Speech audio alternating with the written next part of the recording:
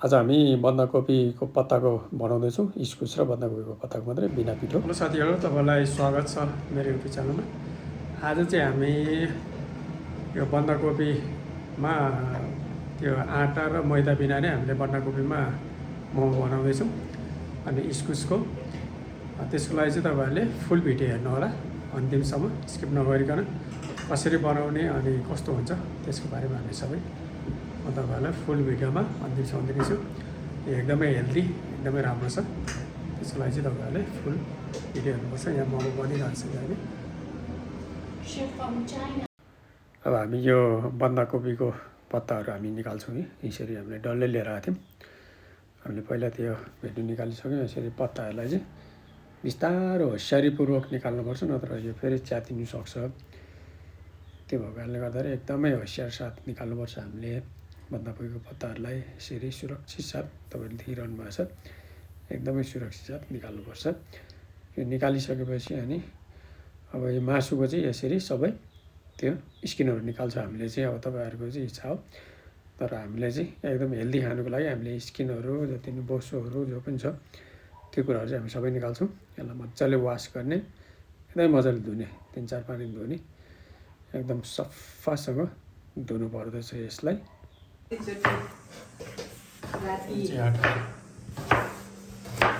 Ready हुँदैछ। यो बिग्रियो भने चाहिँ हामीले आँटा अप्सन प्रयोग गरिरहेको छौँ। ब्याकअप प्लान हो। अब थाहा छैन, यो फर्स्ट टाइम हामीले बनाउनु लागेको होइन। चिकन बोइल हुँदैछ। चिकन चाहिँ बोइल गरेर खानुपर्छ, त्यसको ब्याक्टेरियाहरू मार्नु पऱ्यो। हेर्नु यहाँ कति फोहोरहरू आउँदैछ। यसलाई चाहिँ तपाईँले 7 देखि 10 मिनटसम्म बोइल गर्नुपर्छ। हामीले चाहिँ 8 मिनट बोइल गऱ्यो, भित्रसम्म पाक्नुपर्छ। ठुलो पिस भएकोले गर्दा मजाले वास गर्नु पऱ्यो। बनाउनुपर्छ मजाले सफा टक्क। यो चाहिँ अचारको लागि हामीले पनि छुट्टै बनाउँछ अचार।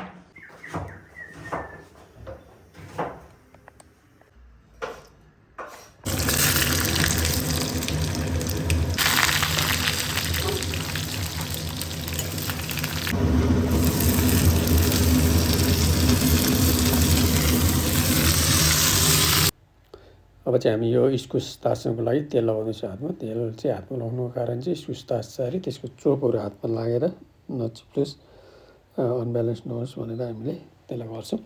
हामी इस्कुस हाल्छौँ त्यसको भित्र, बन्दाकोपीको भित्र। अचार यहाँ रेडी हुँदैछ। त्यो प्याजको पत्ताहरू, प्याजहरू रेडी छ।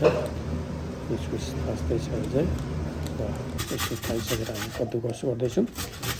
कद्दुकस यस्तो गर्दा पनि हुन्छ, तपाईँहरूसँग जे छ त्यसले कद्दुकस गर्दा पनि हुन्छ, यस्तो चाहिँदैन। यसरी कद्दुकस मजाले गर्नुपर्छ। राम्रोसँग यतापट्टि अचारको लागि रेडी हुँदैछ। अब हामी यसलाई मिक्स ग्राइन्ड गरिसकेपछि यसको कलर चाहिँ यस्तो भयो। कलर चाहिँ अलिक राम्रो नदेखियो भने खाँदा चाहिँ गजब मिठो छ। फेरि तपाईँहरू पनि ट्राई गर्नु होला त्यही अनुसारको अचार।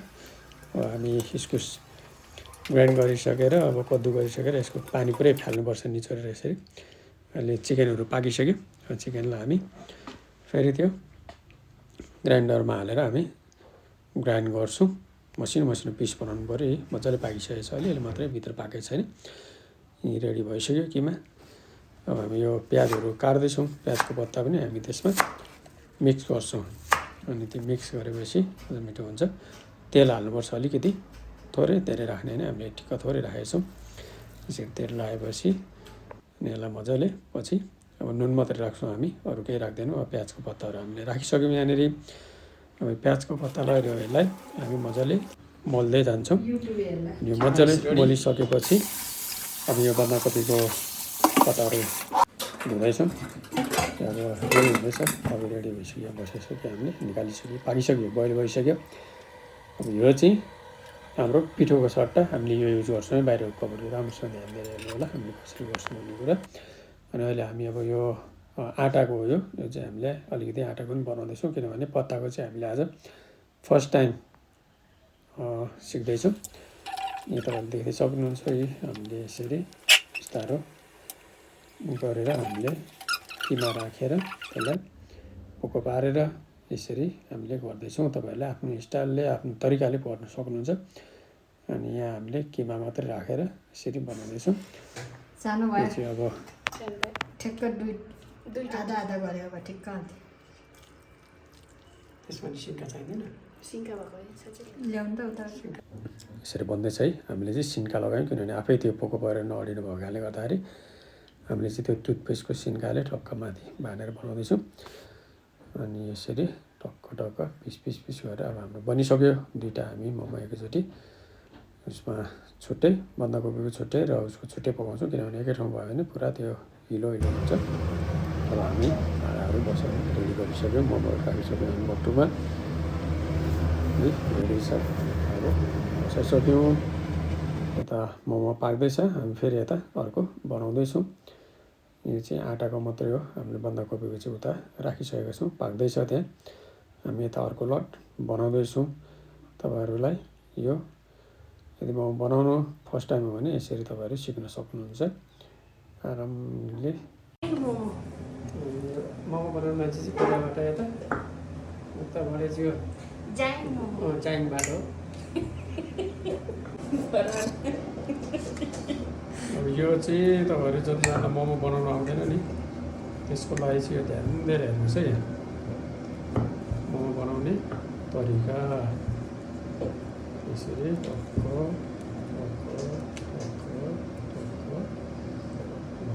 यसरी माथिबाट थिचिदिने, यता लगेर यसरी राख्ने, टक्क यसरी फुल गर्ने। यो चाहिँ आँटाको हो, मैदाको अलिक सजिलो हुन्छ। हामीले चाहिँ आँटाको चाहिँ अलिक हेल्दी हुने भएको कारणले गर्दाखेरि हामीले आँटाको बनाएको यस्तो बनाउनुपर्छ। सजिलो छ, त्यो रिपिट गरेर हेर्नु भयो भने चाहिँ त्यही गरेर दिनुपर्छ।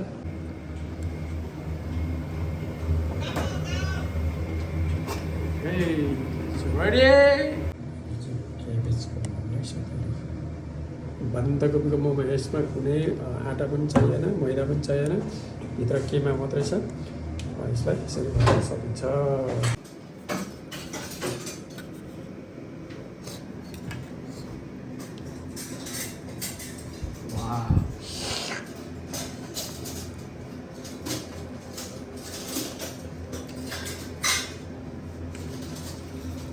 कस्तो छ? ओके। यो चाहिँ बन्दाकोपीको है साथीहरू, यो बन्दाकोपीको मोमो।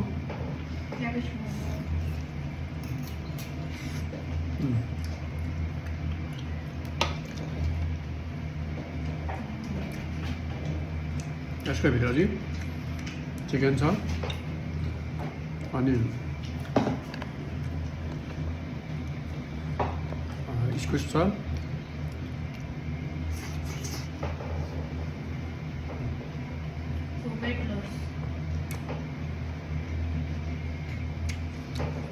तपाईँहरू ट्राई गर्नु होला। एकदमै मिठो, एकदमै हेल्दी।